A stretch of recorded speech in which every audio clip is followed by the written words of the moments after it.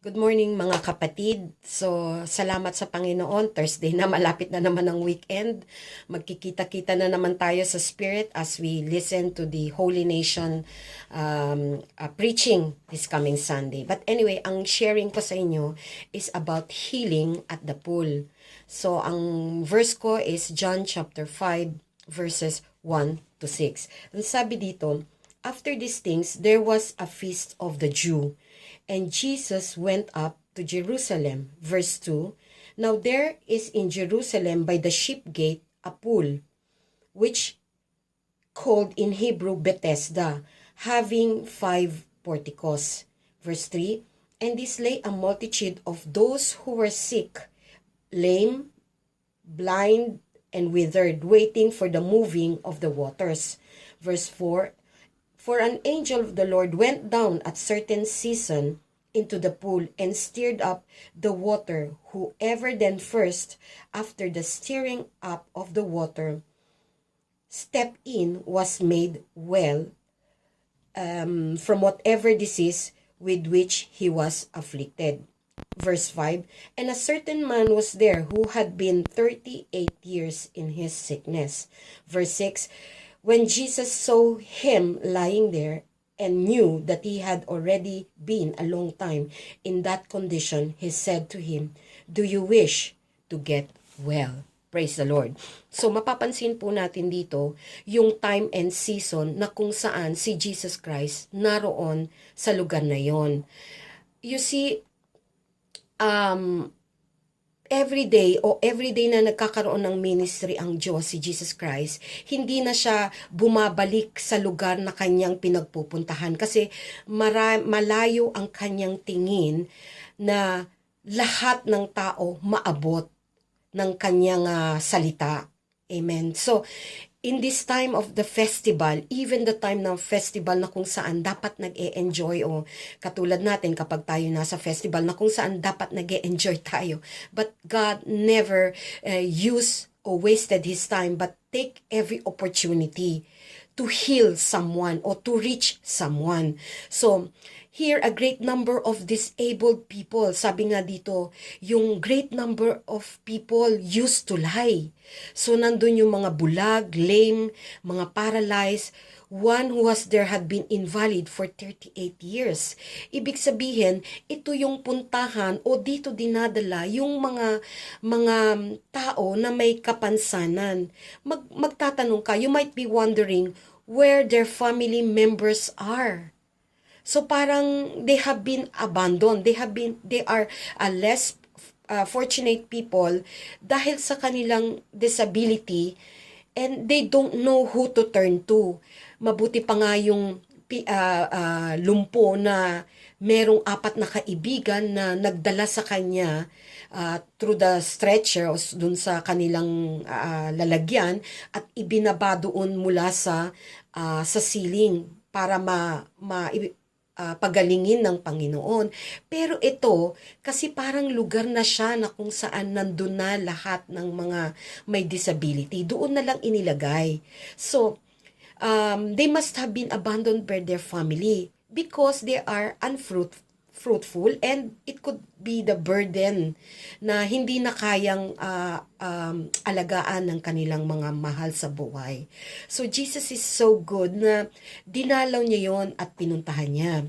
So verse 6, when Jesus saw him lying there, itong 38 years lame na ito. Imaginein mo, lame, hindi makalakad. Ilang years kaya nila ninais na makapunta sa festival, makarating sa church, makarinig ng salita ng Diyos? Wala. This is a place of discouragement talaga. So, but God saw him kasi I believe that from heaven, obviously, nakikita ng Panginoon ang lahat ng sitwasyon ng bawat tao. So, who can imagine that after for so long years, that one day, far greater than the angel, kasi sabi nga dito, Sir, the invalid replied, I have no one to help me into the pool. When the water is stirred, while I am trying to get in, someone else goes down ahead of me. So, kikita mo yung spirit of disappointment kasi hindi nga makalakad, papaano pa makakapunta sa pool. So, who can imagine that after so long years, that one day, far greater than the angel they are waiting for to bring them to the pool will come to heal them. Hindi na kailangan na pumunta sila sa pool because dinalaw na sila ng Panginoon. Napakasarap na bibisitahin ng Panginoon ang katulad natin na nasa period ng pandemic na kung saan everything has been paralyzed. So, although the answer of this man should be the yes or no, kasi ang tanong lang sa kanya, do you want to get well? So, but the answer of the man is not yes sir or no sir, but the man thought that the answer Jesus is saying, the reply that he said, yung reply niya uh, sa Diyos, kay Jesus Christ, is parang oo na rin yun para sa tingin niya. Kasi doon niya naiintindihan na oo, gusto kong gumaling. Pero yun lang yung alam kong way para gumaling ako. So, purihin ng Panginoon in our present situation. Kahit ang economy natin ay crippled sa pandemic, we became paralyzed in terms of financial, yung travel, na paralyzed din yan, yung mga work natin na paralyzed na, hindi na, parang ang hirap ng ibalik yung unang panahon. So, God is going to visit us. He will not waste His time, lalo na ngayon na sabi nga dito, in this time of pagdating niya sa pool o Bethesda, which is the house of mercy, itong pagpunta niya sa Bethesda is also on the day of Sabbath. So, if Jesus came to heal the lame on the Sabbath day, what more of us who have been paralyzed because of this pandemic? So, God is able to change our situation. So, when God asks us, let us answer Him, yes, we want to get well. So, kailangan natin ang Panginoon, kailangan natin ang bawat isa sa atin. Minsan naisip natin, teka, na-abandon na yata ako. Nung nagkaroon ako ng sakit, naisip ko, aba, si Ramon nasaan na? But I learned to trust God because sabi ko, hindi ako makabangon. There's so many things, talagang hindi ko na maabot yung toilet. Inaabot na ako minsan sa, excuse my word, naabot na ako sa bago ko makaabot. And it's just a few steps, where kung saan ako nakatira. So talagang he made this virus made me sick, and because Ramon is also protecting the member of his family na wag ma-affect. So I said, Lord, I trust in you, nakasurvive. So like one has been there invalid for 38 years. I remember na 39 days naman akong absent. So, ika-40 days ko, doon ako pumasok kasi inallowed na rin ako. So, napakabuti ng Panginoon. God will not waste His time. And even on the day of Sabbath, nandun yung healing. In fact, itong healing na ginawa niya rito is matindi. Because pinuntahan niya talaga yung lugar na kung saan doon na dinadala ang sari-saring may sakit at karamdaman na. Katulad ngayon, ang pandemic natin is global.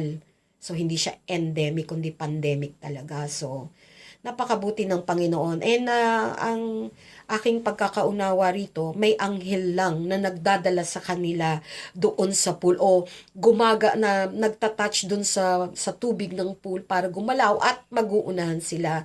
I believe from heaven, bago dumating ang Panginoon, laging may anghel na ginagawa yon, na they cannot make miracle. They cannot make miracle unless ipinahintulot ng Diyos na nasa kalangitan pa. So, but when Jesus came, tremendous changes took place. So, the same thing, let us invite Jesus in our lives at magpatuloy tayong magtiwala sa Kanya that He is going to visit each and every member of our family. He will visit every workplace at pagagalingin niya, and even our finances, our economy, pagagalingin niya, and even our relationship. I believe nung matapos yung healing na yon, na-restore ang relationship ng bawat pamilya, and they believe na ang Diyos lang talaga ang pwedeng magpagaling sa kanila. So, sa Diyos ang kapurihan, at I miss you all. Bye for now. God bless you.